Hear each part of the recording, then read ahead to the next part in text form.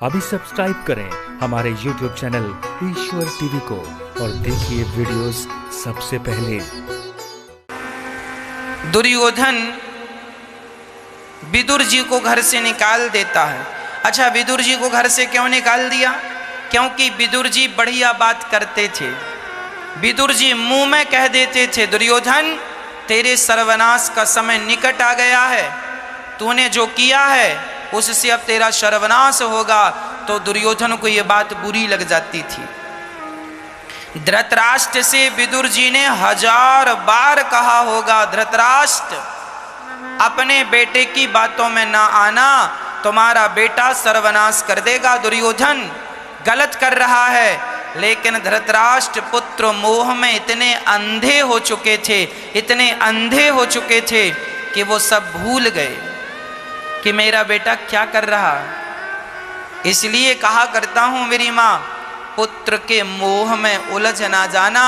यदि पुत्र मोह आपको भी है तो धृतराष्ट्र जैसा परिणाम ना हो जाए।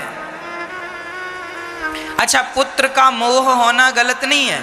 आपका बेटा सही रास्ते पर चल रहा है। आप देखो, पुत्र मोह 2 लोगों को हुआ था।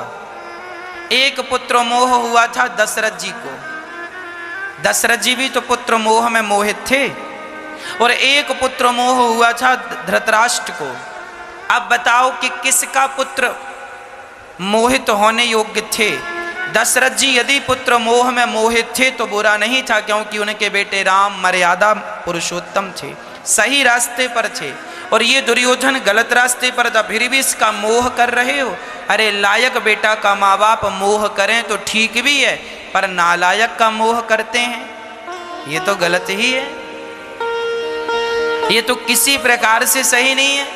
तुम्हें पता है कि तुम्हारा बेटा गलत है, फिर भी तुम उसका पक्ष ले रहे हो, उसे समझाते नहीं हो, गलत कामों से रोकते नहीं हो, तो तुम पिता ही नहीं हो। इसलिए धृतराष्ट्र को चाहिए था कि अपने बेटे दुर्योधन को नगर से निकाल दे, निकल जा मेरे राज्य से, तुझ जैसे नालायक बेटे की जरूरत नहीं है। लेकिन कैसे? सबने समझाया, पितामह भीष्म ने, गुरु द्रोणाचार्य ने, कृपाचार्य ने, विदुर जी ने, भगवान श्री कृष्ण ने, पर कहां पुत्र मोह खा गया। और मोह एक से हुआ और मारे गए 100। पानी देने वाला नहीं बचा।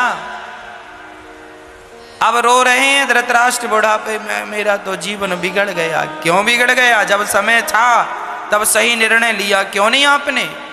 अब रो रहे हो, क्या होगा रोने से? इसलिए मेरी माँ, आंसू बहाने से कुछ नहीं होना। सही वक्त पर सही निर्णय लेना सीखो। सही वक्त पर सही निर्णय लेना सीखो। आंसू बहाना कायरता है, बहादुरी नहीं है। भगवान के प्रेम में आंसू बहाना वो अच्छा है। संसार के मोह ममता में आंसू बहाना मूर्खता है, सिर्फ मूर्खता।